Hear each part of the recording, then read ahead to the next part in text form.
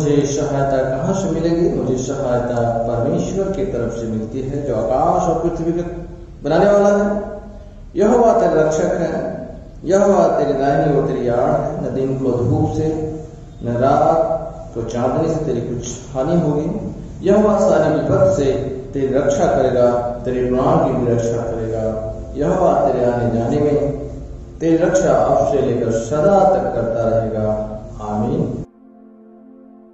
आज की रीडिंग है 2 Kings chapter 5 verses 1 to 14। Naaman Syria देश के राजा का सेनापति था। वह अपने स्वामी की दृष्टि से महान पुरुष था। उस पर राजा की विशेष कृपा थी, क्योंकि प्रभु ने उसके माध्यम से सीरिया देश को विजय प्रदान की थी। नमान महाबली था, किंतु वह कुष्ठ रोगी था। सीरिया देश के सैनिक इजराइल प्रदेश पर छापा मारते थे। एक बार वे छापे के दौरान इजराइल प्रदेश से छोटी लड़की को पकड़ कर ले गए। वह नमान की पत्नी की सेवा करने लगी। एक दिन उसने अपनी मालकिन से कहा, भला होता कि हमारे मालिक सामरी नगर के रहने वाले नबी के सम्मुख जाते। नबी मालिक को उनके कुष्ठ रोग से स्वस्थ कर सकते हैं। अतः नमान अपने स्वामी राजा के पास गया। उसने राजा को बताया कि इजराइल प्रदेश की लड़की यह बात कहती है। सीरिया देश के राजा ने कहा, तुम अभी चले जाओ, मैं इजराइल प्रदेश के राजा को एक पत्र भेज दूंगा। अतः नमान ने प्रस्थान किया। वह अपने साथ लगभग 350 किलो चांदी, 70 किलो सोना और 10 जोड़ी राजसी वस्त्र ले गया। वह इजराइल प्रदेश के राजा के पास पत्र लाया, जिसमें यह लिखा था, जब यह पत्र तुम्हारे पास पहुंचेगा, तब तुम समझ लेना कि मैंने अपने सेवक नमान को तुम्हारे पास भेजा है। तुम उसे उसके कुष्ठ रोग से स्वस्थ कर देना। जब इजराइल प्रदेश के राजा ने यह पत्र पढ़ा, तब उसने संकट और घृणा को प्रकट करने के लिए अपने वस्त्र फाड़े और यह कहा, क्या मैं ईश्वर हूँ जो प्राण लेता और प्राण देता हूँ? देखो, इस आदमी ने मेरे पास संदेश भेजा है कि मैं इस मनुष्य को उसके कोढ़ से स्वस्थ करूं। इसकी बात सुनो, ध्यान दो और देखो कि सीरिया देश का राजा किस प्रकार मुझसे युद्ध करने का बहाना ढूंढ रहा है। जब परमेश्वर ने जन एलीशा ने सुना कि इजराइल प्रदेश के राजा ने अपने वस्त्र फाड़ दिए, तब उन्होंने राजा को यह संदेश भेजा, महाराज, आपने अपने वस्त्र क्यों फाड़े? सेनापति ने मेरे पास आने दीजिए, तब उसने अनुभव होगा कि इजराइल प्रदेश में एक नबी है। अतः नमान अपने घोड़ों और रथों के साथ आया। वह एलीशा के घर के द्वार पर खड़ा हो गया। एलीशा ने संदेशवाहक के मुंह से उसको यह संदेश भेजा, जाओ, यरदन नदी के जल में 7 बार स्नान करो, तुम्हारी त्वचा पहले जैसी हो जाएगी और तुम शुद्ध हो जाओगे। परंतु नमान नाराज हुआ। उसने कहा, मैं ये सोचता था कि नबी घर के बाहर निकलेगा, वह मेरे पास खड़ा होगा, वह अपने प्रभु परमेश्वर का नाम का आह्वान करेगा, वह मेरे शरीर के दागों पर अपना हाथ फेरेगा और कुष्ठ रोग से मुझे स्वस्थ करेगा। क्या दशमिक नगर की अबाना और फरपर नदियों का जल इजराइल प्रदेश के संपूर्ण जल से उत्तम नहीं है? क्या मैं उन नदियों में स्नान करने शुद्ध नहीं हो सकता? नमान मुड़ा और क्रोध में उफनता हुआ चला गया। नमान के कर्मचारी उसके समीप आए। उन्होंने नमान से कहा, हमारे पिता, यदि नबी ने आपको कोई बड़ा काम करने को कहा होता तो क्या आप उसको नहीं करते? उनका यह कथन, स्नान करो और शुद्ध हो जाओ, कितना ग्रहण है। अतः नमान यरदन नदी के तट पर गया। वहां उसने परमेश्वर के जन एलीशा के कथन के अनुसार यरदन नदी के जल में 60 डुबकियां लगाई। तब उसकी त्वचा पुनः शिशु की त्वचा के समान चिकनी हो गई और वह शुद्ध हो गया। परमेश्वर अपने वचन के पढ़ लिखने का आशीष। सभी को जय मसीह की। आइए हम बाइबल में से पढ़ेंगे प्रेरितों के काम, उसका 5वां अध्याय 12 से 16 पद तक। यहाँ पर इस प्रकार लिखा है, प्रेरितों के हाथों से बहुत चिन्ह और अद्भुत काम लोगों के बीच में दिखाए जाते थे, और वे सब एक चित्त होकर सुलेमान के ओसारे में इकट्ठा हुआ करते थे। परंतु औरों में से किसी को यह हियाव न होता था कि उनमें जा मिले, तो भी लोग उनकी बढ़ाई करते थे। विश्वास करने वाले बहुत से पुरुष और स्त्रियां प्रभु की कलीसिया में बड़ी संख्या में मिलते रहे। यहाँ तक कि लोग बीमारों को सड़कों पर ला लाकर खाटों और खटोलों पर लिटा देते थे कि जब पतरस आए तो उसकी छाया ही उनमें से किसी पर पड़ जाए। यरूशलेम के आसपास के नगरों से भी बहुत लोग बीमारों और अशुद्ध आत्माओं के सताए हुओं को ला लाकर इकट्ठा होते थे और सब अच्छे कर दिए जाते थे। परमेश्वर अपने वचन के पढ़े और सुने जाने पे आशीष दे। आमीन। मार्कुस रचित सुसमाचार उसका पहला अध्याय और उसकी 40वीं आयत से लेकर 45वीं आयत तक। और एक कोढ़ी ने उसके पास आकर उससे विनती की और उसके सामने घुटने टेक कर कहा, यदि तू चाहे तो मुझे शुद्ध कर सकता है। उसने उस पर तरस खाकर हाथ बढ़ाया और उसे छूकर कहा, मैं चाहता हूँ तू शुद्ध हो जा। और तुरंत उसका कोढ़ जाता रहा और वह शुद्ध हो गया। तब उसने उसे चिताकर तुरंत विदा किया और उससे कहा, देख, किसी से कुछ मत कहना, परंतु जाकर अपने आप को याजक को दिखा और अपने शुद्ध होने के विषय में जो कुछ मूसा ने ठहराया है उसे भेंट चढ़ा कि उन पर गवाही हो। परंतु वह बाहर जाकर इस बात की को बहुत प्रचार करने और यहाँ तक फैलाने लगा कि यीशु फिर खुल्लम खुल्ला नगर में ना जा सका, परंतु बाहर जंगली स्थानों में रहा और चहुओर से लोग उसके पास आते रहे।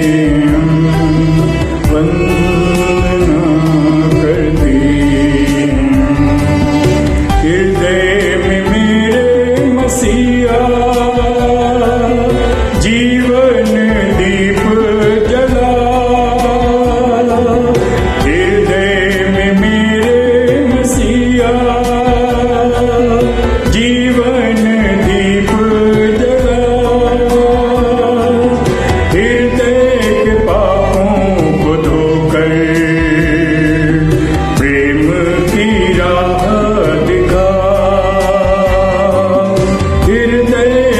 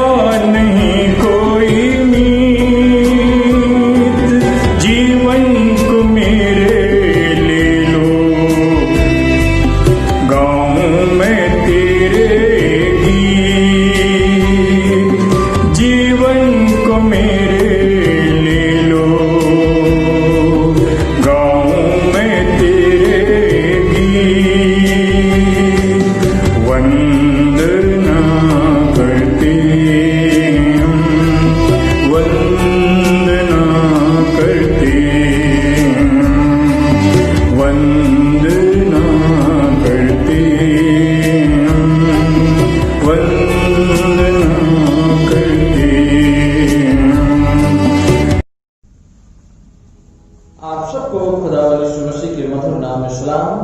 Good morning to all of you. आप सबका स्वागत है आज की इस इबादत में। Warm welcome to all of you in this online and offline worship service. हमारी इबादत जो है एट 9:30 AM दोनों सर्विसेज हैं और आप सब उसमें आशीषित हो। खुदावन सबको आशीष दे। जो नहीं आ सकते हैं, जो हमारे बुजुर्गवान हैं, जो हमारे बच्चे हैं, वो अपनी इबादत घर में ही कर सकें, क्योंकि we have to follow the government protocol for the corona virus के लिए। आज 5th संडे आफ्टर क्रिसमस, प्रभु यीशु मसीह के जन्मदिन के बाद का आज 5वां संडे है और इसमें जो टेक्स्ट लिया गया है, जो वचन लिया गया है खुदा के पाक कलाम से, 2 किंग चैप्टर 5 वर्स 1 to 40, दूसरा राजा उसका 5वां अध्याय पहली 14 आयत, और उसके बाद book of Acts chapter 5 verses 12 to 16, prayer to the काम, और उसका 5वां अध्याय उसकी 12 से 16 तक, and gospel of Jesus Christ, holy gospel according to Saint Mark chapter 1 verse 40 to 8, मरकुस की इंजील उसका पहला अध्याय उसकी 40 आयत से आखिरी आयत तक। और यहां पर देखते हैं कि परमेश्वर जो है, प्रभु जो है, किस तरह से उन दुखी लोगों के लिए, उन बीमारों के लिए, उन लाचारों के लिए परमेश्वर किस तरह से काम करता है। यहां इस बात को देखते हैं। यहां पर जो प्रभु यीशु मसीह जो बताते हैं वह यह है कि किस तरह से परमेश्वर अपने उन लोगों के लिए चीजें सफल होते हैं जो उनके पास आता है। यहां पर इस लेप्रोसी के बारे में लिखा हुआ है, कोढ़ के बारे में लिखा हुआ है कि न्यू टेस्टामेंट अगर आप देखें तो उस कोढ़ के बारे में कुछ अजीब और तरीके से लिखा हुआ है। पुराने नियम अगर हम देखते हैं, लय व्यवस्था की किताब उसके 13 अध्याय 14 अध्याय में कुछ और तरीके से लिखा हुआ है, लेकिन यहां पर प्रभु यीशु मसीह हमें बताते हैं जब लेप्रोसी, जो कोढ़ है, जो कुष्ठ है, इस कुष्ठ के बारे में हमें धार्मिक तौर से नहीं, सामाजिक तौर से, वैज्ञानिक तौर से भी देखना चाहिए। सिर्फ धार्मिक तौर से, रिलीजियसली हमें नहीं देखना चाहिए, हमें और भी देखना चाहिए कि सामाजिक पर्सपेक्टिव, साइंटिफिक पर्सपेक्टिव वे से देखना चाहिए कि कोढ़ है क्या है। यहां पर 3 प्रकार की कोढ़ की बात करते हैं जो वैज्ञानिक पर्सपेक्टिव से देखेंगे कि एक जो है वो क्या होता है कि एक तरह से शरीर का अंग घटने लगता है, जिसे हम ट्यूबरकुलर कहते हैं इंग्लिश में, क्षय।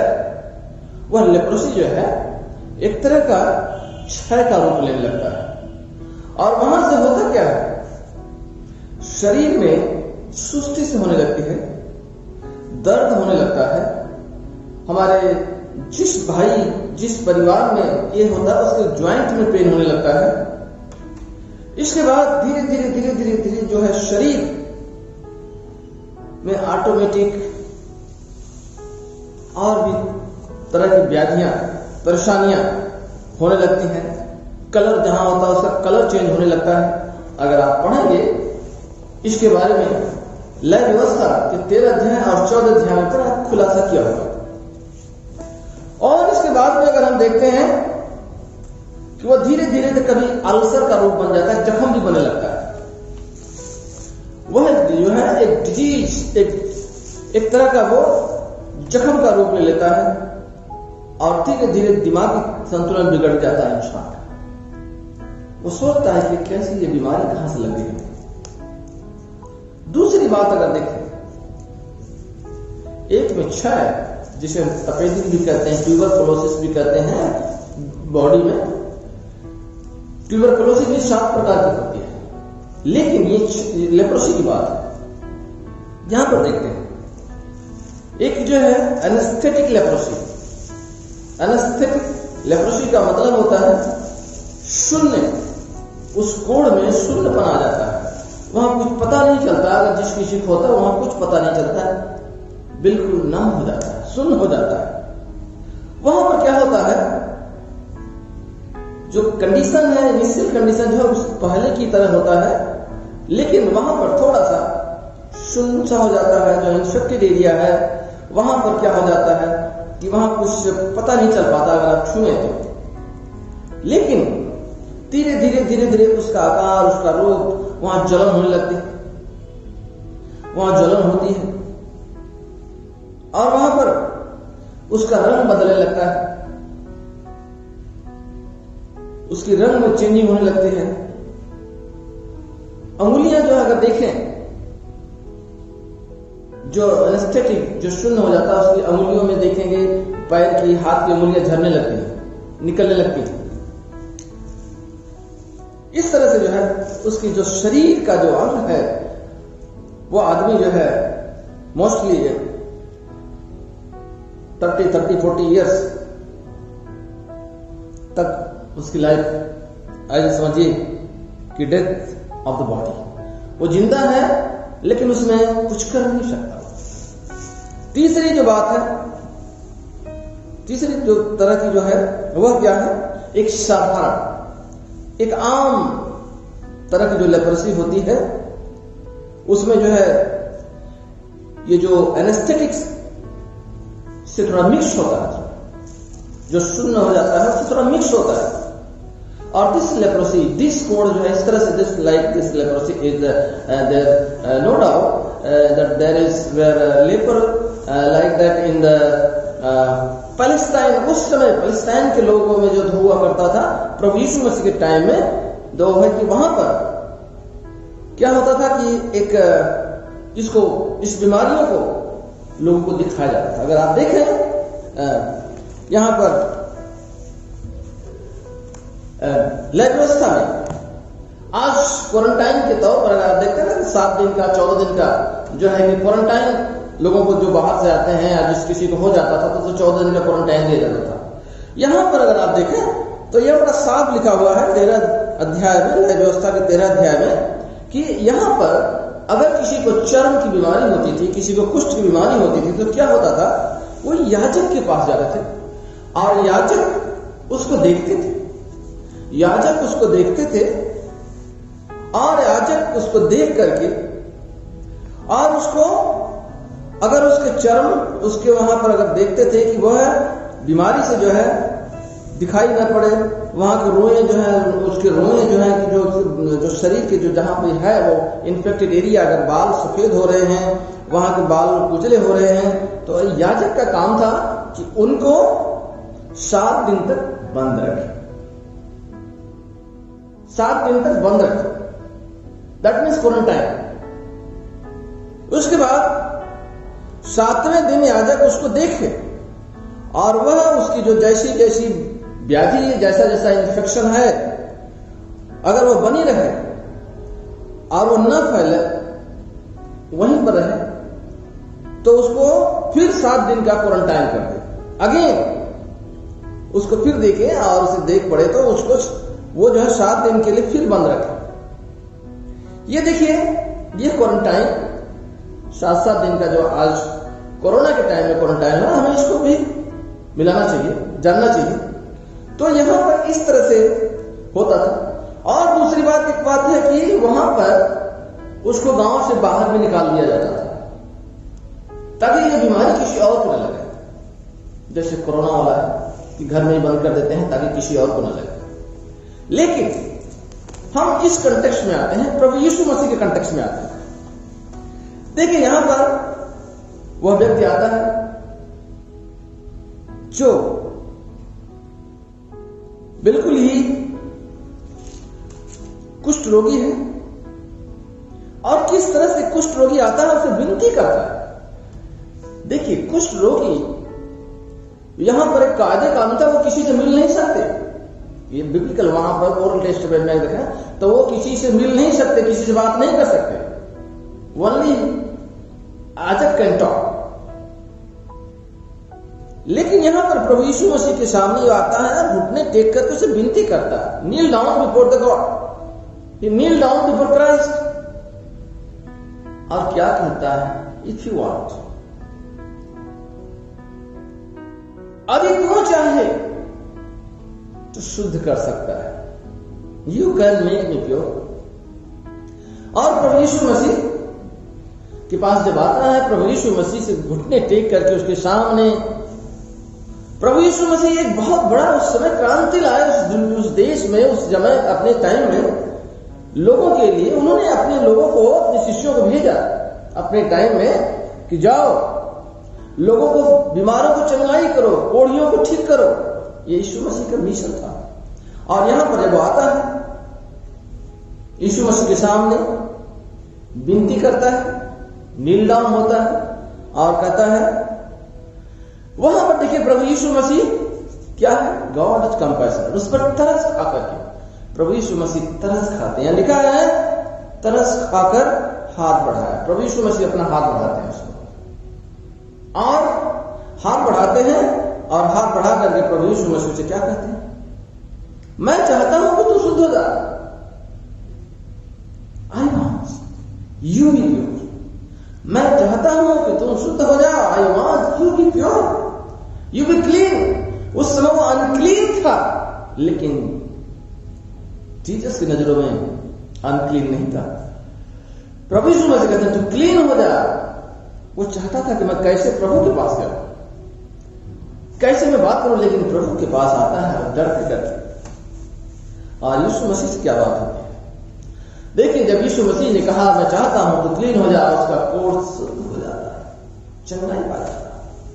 फिर इसके बाद और बातें क्या है, प्रभु यीशु मसीह कंटेक्स्ट बात करते हैं, वहां कंटेक्चुअल बात होती है।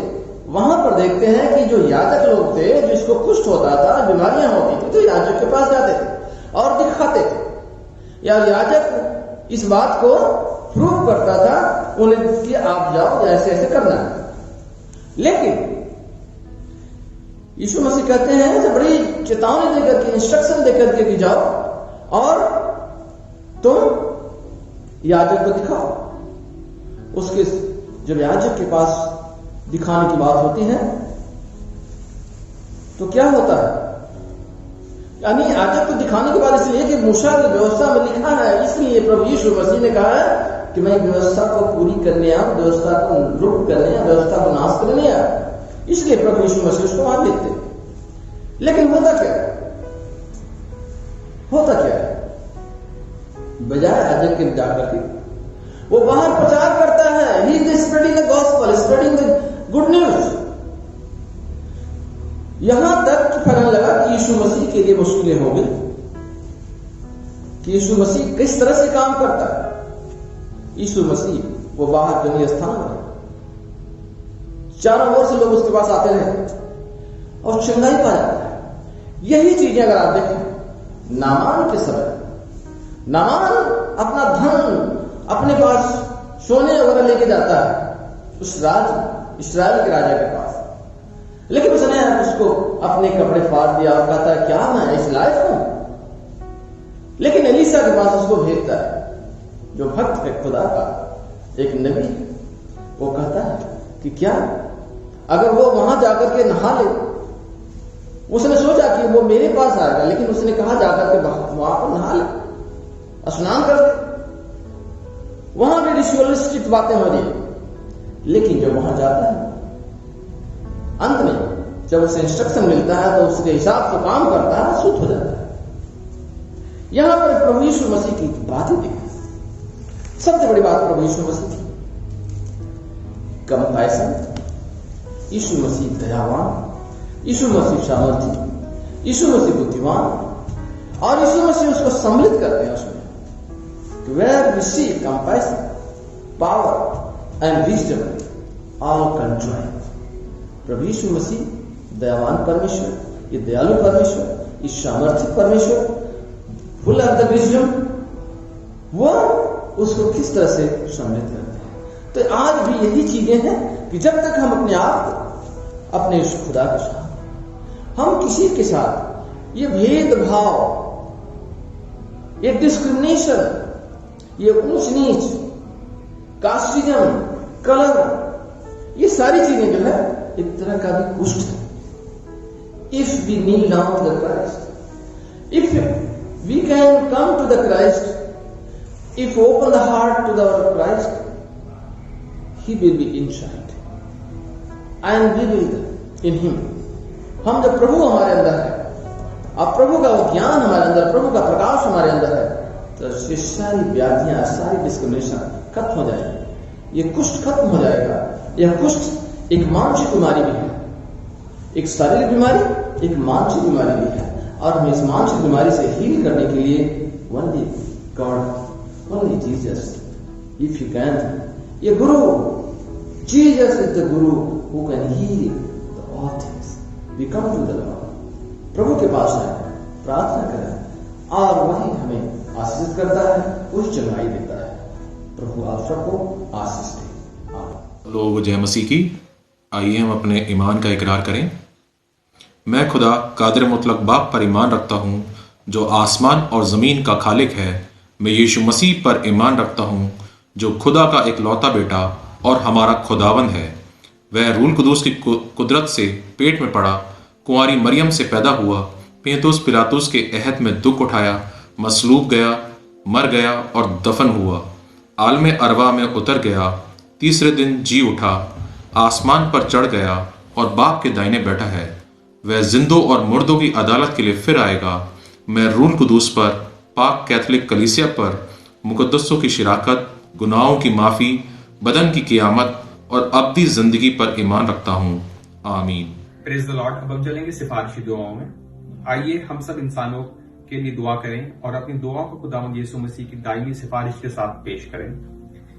ए आसमानी बाप, हम तुझसे दुआ करते हैं कि सारे जहान में इंसाफ और सुलह कायम हो और हर इंसान बहुतयात की जिंदगी पाए। ए रहीम खुदावंद, हमारी दुआ सुन।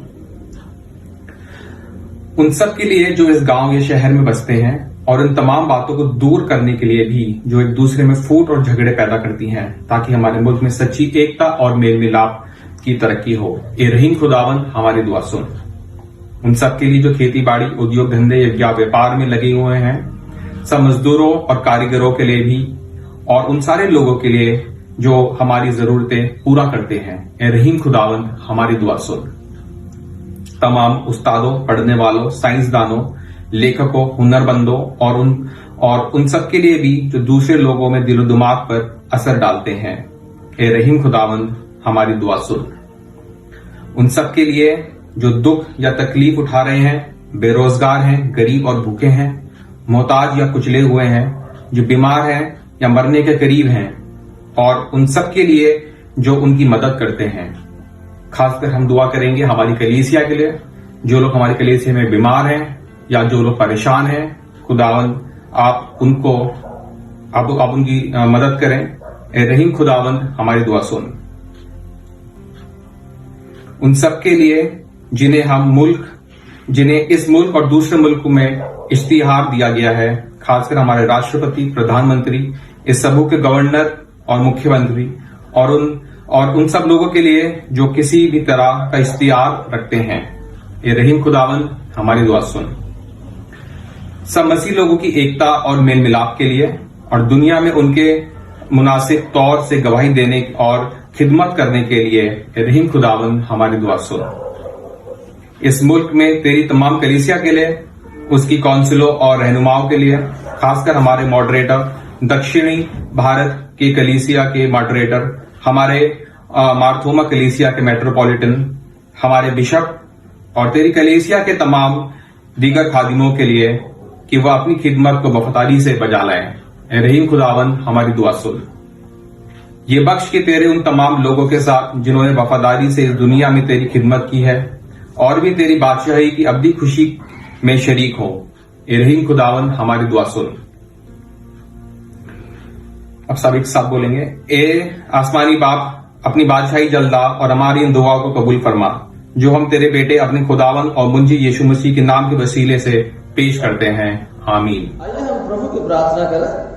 As our Christ Savior has taught us, so we pray. Our Father in heaven, hallowed be your name, your kingdom come, your will be done on earth as in heaven. Give us today our daily bread, forgive us our sins, as we forgive those who sin against us. Do not bring us to time of trial, but deliver us from evil. For the kingdom, the power, and the glory are yours, now and forever. Amen. The peace of God which passes all understanding, keep your hearts and mind in the knowledge and love of God, of His Son, Jesus Christ our Lord, and the blessing of God the Mighty, the Father and the Son and the Holy Spirit be among you and remain with you all always. Amen.